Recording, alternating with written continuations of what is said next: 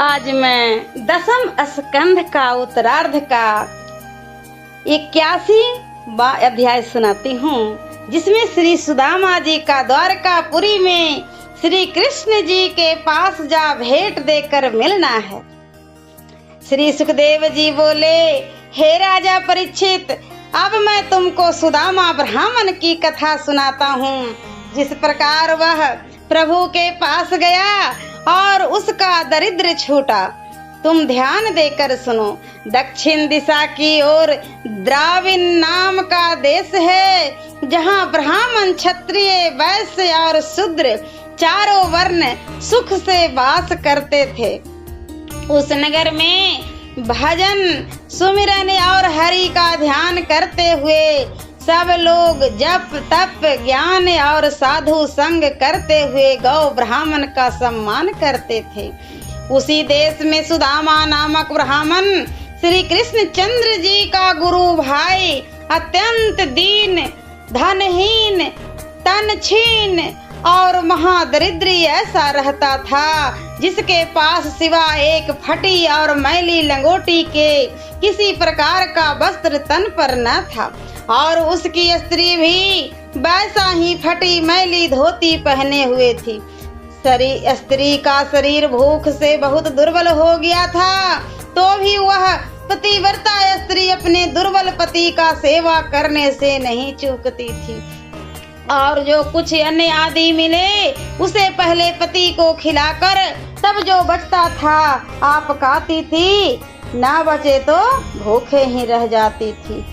तब इस प्रकार दुख सहते सहते एक दिन सुदामा की स्त्री दरिद्रता से अति घबराकर महादुखित हो पति के निकट जा भय से डरती कांपती बोली, हे महाराज, अब इस दरिद्र के हाथ से हम लोगों का जो महान दुख भोगना पड़ रहा है, उससे किसी न किसी उपाय से बचना चाहिए। इसके लिए मैं आपसे एक उपाय भी कहती हूँ। ब्राह्मण ने कहा, क्या उपाय है? स्त्री बोली, आपके परम मित्र त्रिलोकीनाथ द्वारकावासी श्री कृष्ण चंद्र आनंद कंद हैं। यदि आप उसके पास जाएं तो निश्चय ही यह दरिद्रता दूर हो जाए, क्योंकि वे अर्थ, कर्म, काम और मोक्ष के दाता हैं। हे महाराज, जब ब्राह्मणी ने ऐसे समझाकर कहा तब सुदामा बोले, हे प्रिय, बिना दिए श्री कृष्ण जी चंद्र जी किसी को कुछ नहीं देते, यह मैं भली भांति जानता हूँ। फिर मुझे अपना भी स्मरण है कि मैंने जन्म भर किसी को कुछ नहीं दिया, तब बिना दिए कहाँ से पाऊंगा। परंतु तू कहती है तो अब जाऊंगा, और नहीं तो श्री कृष्ण के दर्शन ही कर आऊंगा।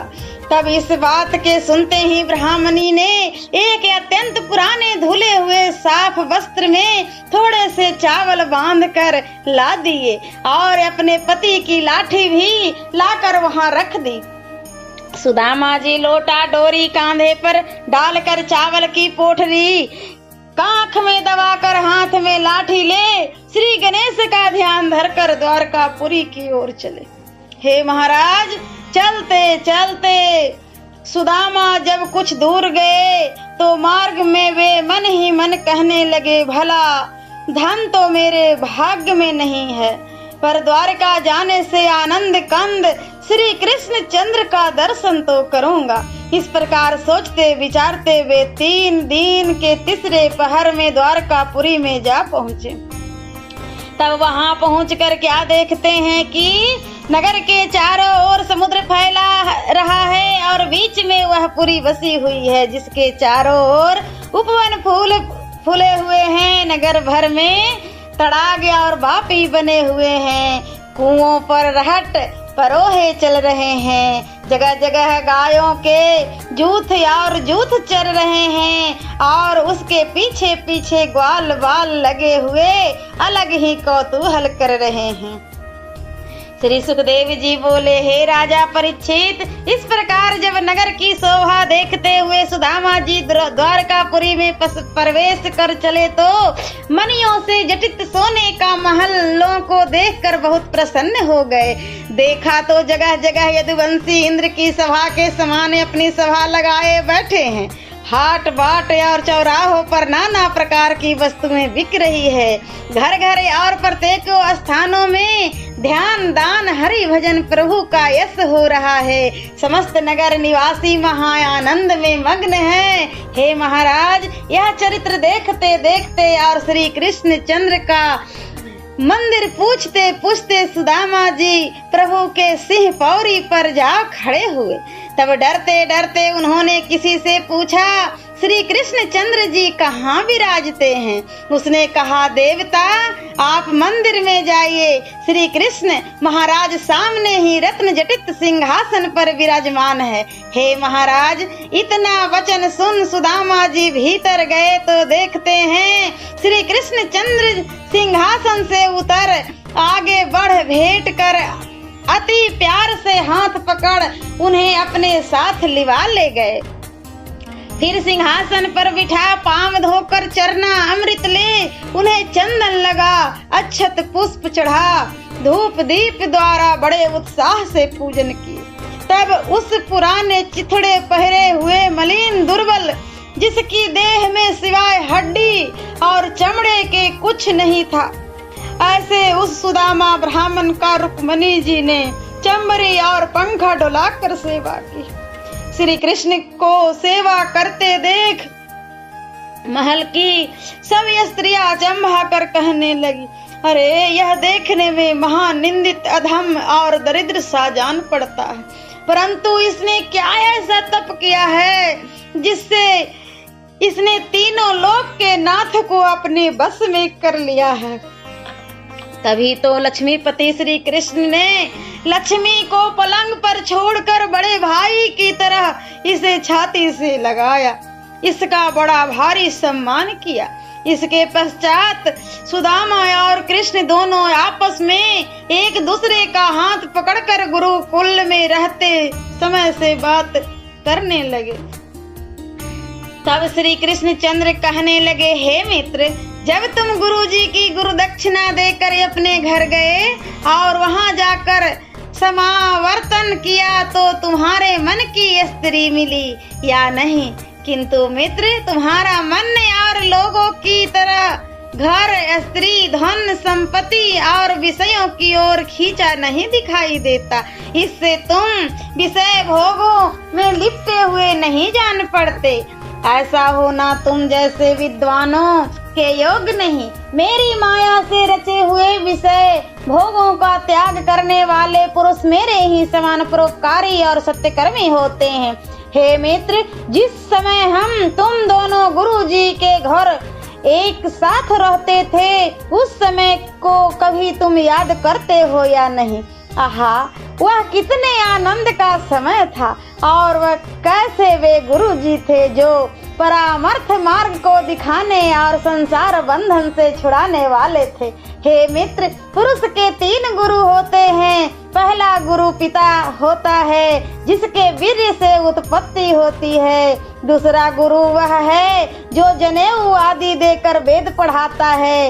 इससे मैं पहले की अपेक्षा दूसरे गुरु को अधिक पूजनीय मानता हूँ। और तीसरा गुरु मैं हूँ जो सब आश्रम वालों को ज्ञान देता हूँ। हे मित्र, इस मनुष्य जन्म में जो वर्णाश्रम धर्मी पुरुष मेरा उपदेश ग्रहण करता है, वह जैसे गुरु के ज्ञान से भवसागर के पार हो जाता है, वैसे ही मेरे उपदेश से संसार के पार हो जाता है। ऐसे ही नर बड़े चतुर और बुद्धिमान माने जाते हैं। मैं सब प्राणियों के घट में रहने वाला, सबकी आत्मा जितना गुरु की सेवा करने वाले पुरुष से प्रसन्न होता हूँ, उतना औरों से नहीं। वास्तविक बात तो यह है कि गुरु की सेवा से बढ़कर दूसरा धर्म नहीं है।